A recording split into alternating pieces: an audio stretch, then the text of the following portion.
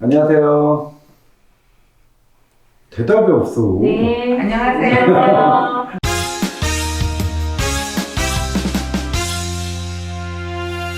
부동산을 대부분의 시작을 할 적에 우리나라 시군단체가 165개인데,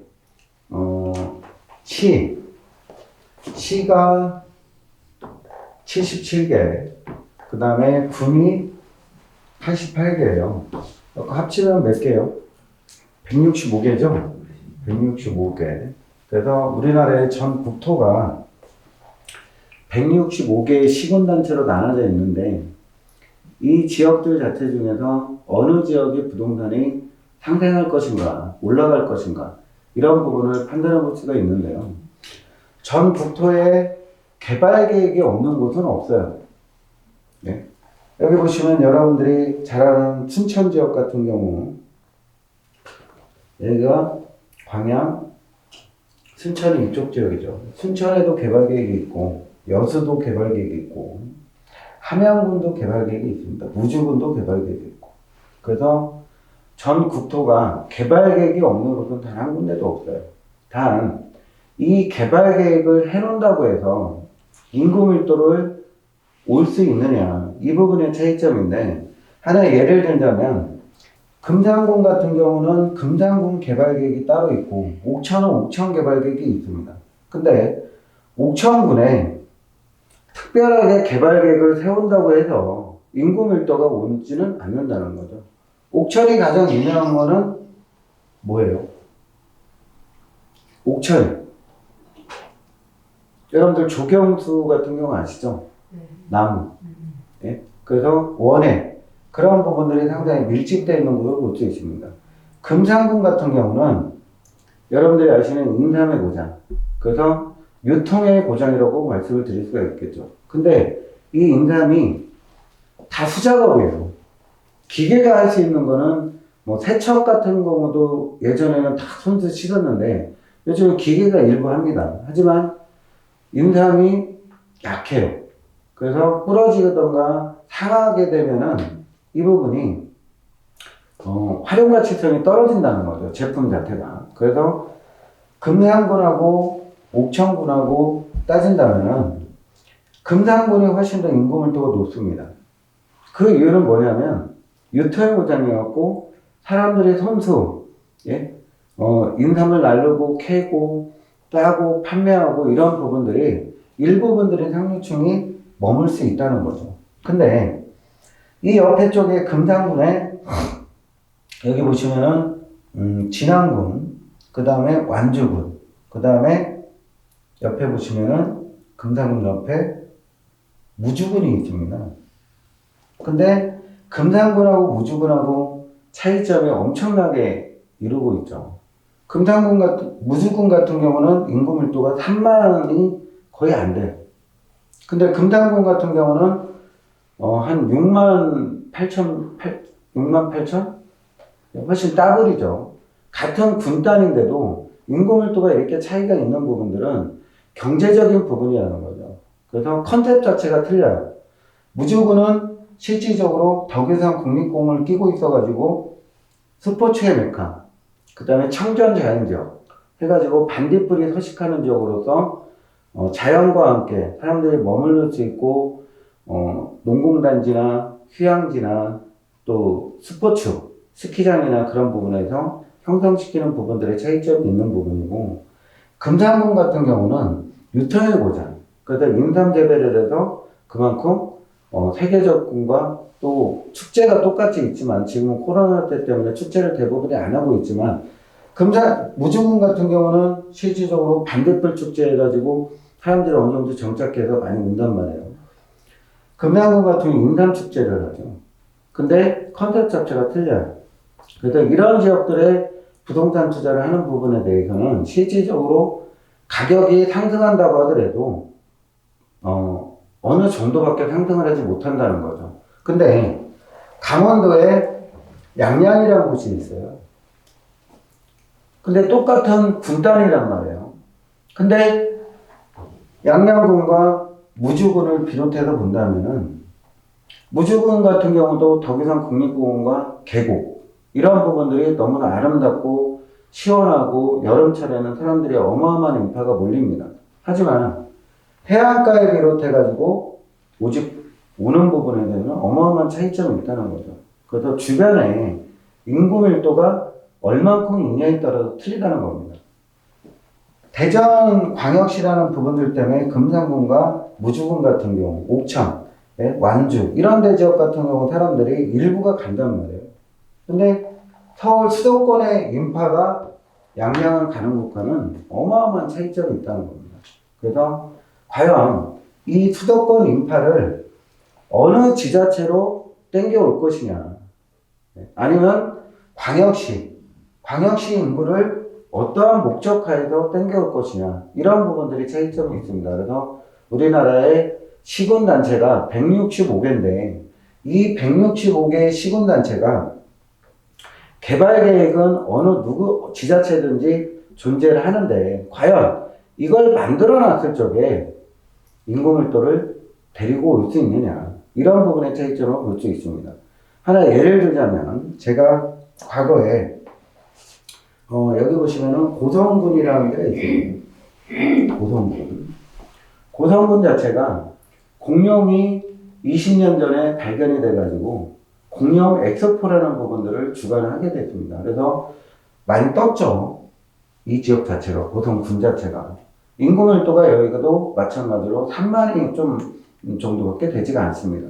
근데 같은 지역을 이 지역과 고성군과 양양군을 비교해 본다면 똑같은 분단이에요. 인구 밀도는 상당히 저조합니다. 양양군 같은 경우 5만 정도밖에 되지가 않습니다.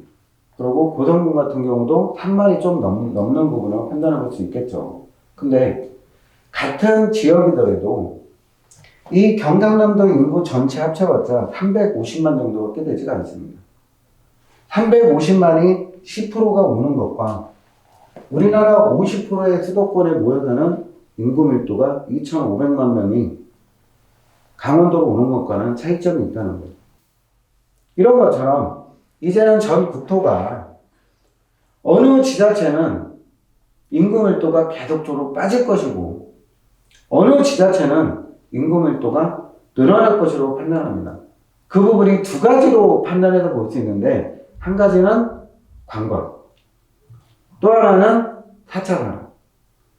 경공업 위주의 산업단지는 몰락하고 있죠. 왜? 경쟁력이 안 된다는 겁니다. 중국, 인도 이런 시장에 비해서 우리나라의 인건비가 너무나 올라갔기 때문에 실질적으로 이제는 우리나라 전국도의 산업화에 대한 부분들이 경공업 위주의 산업단지는 지금 몰락하고 있습니다. 그래서 4차 산업이 내포되어 있지 않은 지자체는 실질적으로 인구 밀도가 감소하면서 부동산 가격이 하락할 수밖에 없는 부분이고, 4차 산업이 내포되어 있는 지자체는 상생할 것이고, 또 관광 인프라가 과연 어느 정도 받쳐줄 것이냐, 이런 거에 따라서 지자체의 틈패도는 갈림길로 갈 수밖에 없다고 판단할 수 있습니다. 그래서 최근에 경상남도 지역의 창원 마산 지역 같은 경우도 국가축제라든지 또 4차 산업을 만들어서 인구 밀도를 땡기려고 하지만 실제로 과거에 경공업 위주의 산업단지로 발전되어 있는 지역이기 때문에 그 부분을 다시 상생시키고 만들기는 쉽지가 않다는 거죠. 그래서 지자체들이 이제는 경쟁체제로 인해서 자기네 특색을 살려서 어떠한 부분을 잡아줘야 되는데 대부분의 특색을 살리지 않고 따라가려고 하죠. 예? 그런 부분들 때문에 실질적으로 경쟁에서 뒤떨어질 수밖에 없다. 그래서 무능한 지자체일 경우에는 실제로 발전할 수가 없다는 겁니다. 그러면 플러스에서 부동산 가격도 상승할 수가 없다는 거죠. 그래서 모든 부분들은 이 4차 국토종합계획에서 확인해 볼 수가 있는데, 이번에 LH 사건 같은 경우도 마찬가지죠. 전 국토가 어디가 개발될 것지는 다 나와져 있습니다. 네. 여러분들 4차 국토종합계획에서 5차 국토종합계획으로 바뀌었어요. 그래서 수정판을 보신다면 2020년대, 2040년도까지 우리나라를 전체적으로 이렇게 만든다는 거예요. 그러면 지금 현재 벨트 10위 안에 들어가는 고속도로가 어떤 고속도로냐. 이 남양주시 포천 쪽에서 출발해가지고 이 부분을 성남을 통과해갖고 안성시를 통과해가지고 오창과학산업에서 세종시까지 머무게 됩니다. 이게 우리나라 부탕 10위 안에 들어가는 고속도로 도로예요. 그래서 지금 현재 공사를 하고 있죠. 이 부분이 만들어졌을 적에 세종까지 고속화에 대한 부분들로 벤처밸리 산업단지라고 해가지고 조성을 시키는 겁니다. 그래서 통과되는 부분들이 경기도 성남, 남양주시, 그 다음에 용인, 용인과 이천, 그리고 안성, 이런 지역들을 오창과학산업단지 세종까지 머무르는 도로가 볼 수가 있습니다. 이 고속도로가 완료가 됐을 적에 여기에 4차 산업이 만들어지는 부분들이 일부분이 존재합니다. 인구 밀도가 모여들 수 있는 지역은 정해져 있다는 겁니다. 그래서 시가 77개, 군이 88개인데 광역시를 빼고 6대 광역시, 그 다음에 특별자치시, 세종 특별자치시와 특별자치도, 제주도를 제해놓고 봤을 적에는 165개의 시군단체입니다. 이 시군단체가 관광 인프라로 개발을 할 것이냐, 아니면 4차 산업으로 개발을 해서 인구 밀도를 땡길 것이냐, 이런 부분들은 전국적으로 어디가 상생할 것인가는 정해져 있다는 겁니다. 그래서 이러한 부분으로 제가 앞으로 부동산에 대한 부분들을 여러분들한테 짚어드리는데, 여러분들이 공감을 할지 안 할지 모르겠지만은 들어보면 내용은 나와져 있다는 겁니다. 어떻게 해서 인구 밀도가 늘 것인가? 왜 이 지역은 뜰 수밖에 없는 것인가? 그런 부분에 차이점이 있다는 겁니다. 하나, 당진이라는 곳이 실질적으로 산업단지가 3개가 있습니다. 톱니바꿈의 산업단지니까. 그래서 이런 산업단지의 인구 밀도가 고용 창출로 인해서 증가를 해야 되는데 실제로 17만까지 늘었다가 인구 밀도가 2만 정도가 빠졌죠. 그 이유는 급격하게 산업단지가 상생을 해줘야 되는데 그렇지가 않다는 거죠. 느리다는 거예요. 그래서 인구 밀도가 는다고 하더라도 어느 한정돼서 인구 밀도가 존재를 하는 거지 급격하게 비균형으로 발전할 수는 없다는 겁니다. 왜? 먹고 살는 것 때문에. 그래서 부동산은 첫 번째도 인구, 두 번째도 인구, 세 번째도 인구. 그래서 각 지자체들 중에서 어떠한 컨셉으로 어떻게 지자체를 상생시킬 것인가, 이런 부분에 판단해 볼 수 있다고 생각을 합니다.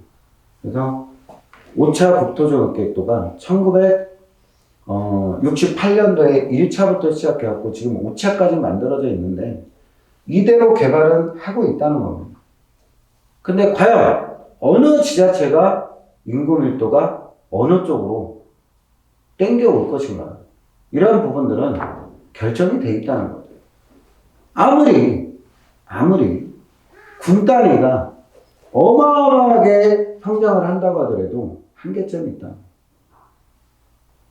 그래서 예전하고 틀리게 서울 수도권으로 전체로 집중 현상이 가는데 이제는 GTX와 KTX가 완벽하게 구축을 했을 적에는 과연 이 젊은 세대들은 어떤 판단에서 어느 쪽으로 이동할 것인가, 이런 부분에 판단을 해볼 수가 있다는 거죠.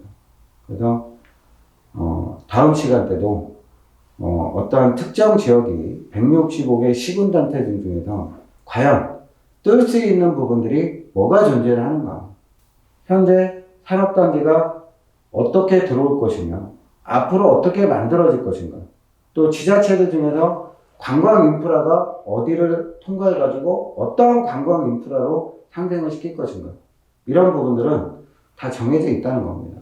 그래서 어느 지자체가 부동산 가격이 상승할 것인가는 정해져 있다는 겁니다. 아셨죠? 네. 네? 네. 마치겠습니다. 잘 들었습니다.